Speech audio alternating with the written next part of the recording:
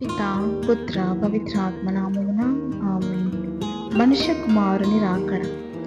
ఈనాటి సువిశేష వచనాలు లూకా 17:26-37 వరకు గల వచనాల యొక్క ధ్యానాంశాన్ని గమనించినట్లయితే, నోవాహు కాలంలో ప్రజలు సాధారణ జీవనంలో ఉండగా యెహోవా నిశ్శబ్దంగా న్యాయస్థాపనను తెచ్చినట్లే మన కాలంలోనూ అనేక జనులు క్షణిక ఆనందాలకి తలమునకలవుతూ ఉన్నారు. యేసు తిరిగి రాకముందు ఉన్న సూచనలన్నీ మన కళ్ళ ముందే జరుగుతున్నాయి.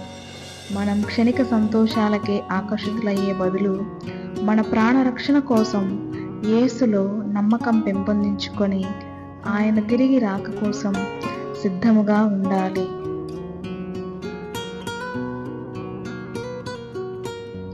ప్రియమైన యేసు ప్రభువా, ఈ జీవితంలో మీకు ప్రాధాన్యత ఇవ్వక కేవలం మానవీయ సుఖాలకే పట్టుబడుతున్న మేము తప్పుడు మార్గంలో ఉన్నాము. నీ పునరాగమనానికి సిద్ధపడే సాహసమును, తెలివిని మాకు అనుగ్రహించు. నిన్ను ఆశ్రయించి నీ ప్రేమలో జీవించటానికి మా మనస్సును, తలంపులను నీ వైపు మళ్లించు. యేసు నామములో ప్రార్థించుచున్నాము. ఆమేన్.